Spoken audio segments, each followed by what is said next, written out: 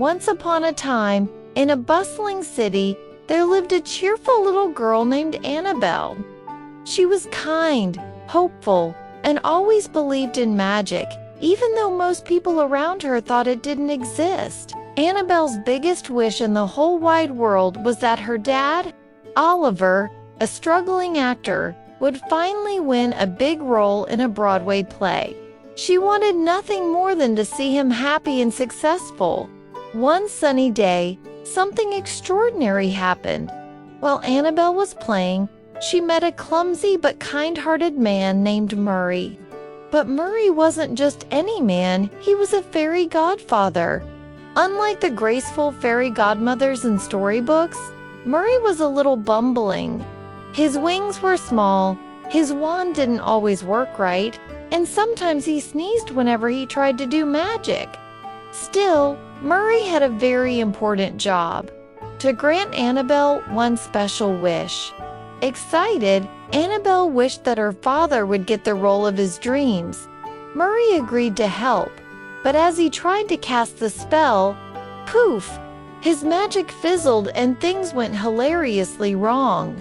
Instead of helping Oliver, Murray accidentally turned hot dogs into frogs, mailboxes into marching bands, and even made a statue sneeze. Annabelle giggled. Murray might not be perfect, but she knew his heart was in the right place. Far away, in a dark corner of the magical world, an evil witch named Claudia and her sneaky brother Tony were plotting mischief. Claudia had once been a fairy too, but she had turned wicked and lost her place in the Fairy Godmother Association. She was furious and wanted revenge. When she discovered Murray wandering the city with his wand, she set her sights on stealing it.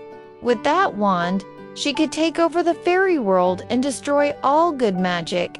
Annabelle and Murray found themselves on a wild adventure. They had to protect the wand from Claudia, fix Murray's magic, and still find a way to help Oliver land his big role. Along the way, Murray's clumsy spells caused more silly chaos like carriages turning into pumpkins, instead of the other way around, and pigeons wearing little hats. But Annabelle never lost hope. She reminded Murray, magic is strongest when it comes from the heart. Claudia finally caught up to them and tried to steal Murray's wand. She cast dark spells, filling the room with swirling smoke and frightening laughter. But Annabelle bravely stood up to her. She held Murray's hand and made her simple wish once more. I wish for my dad to get the part he deserves in, for good magic to win. The wand glowed brightly, brighter than it ever had before. Murray's magic, powered by Annabelle's pure heart, blasted through Claudia's wicked spells. With a final poof, Claudia's power vanished, and she was trapped in her own magic mirror. At that very moment, Oliver got the phone call he'd been waiting for. He had won the starring role in the play. He couldn't believe his luck, but Annabelle knew the truth. It wasn't luck at all. Her wish, her love, and Murray's magic had made it possible. Murray gave Annabelle a warm smile. You see, kiddo, sometimes the greatest magic is just believing. And with that, Murray fluttered his tiny wings, waved goodbye, and disappeared into the starry night.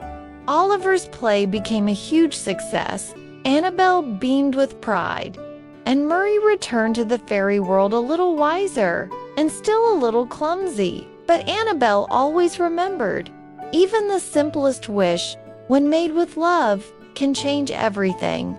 And they all lived happily ever after. The end.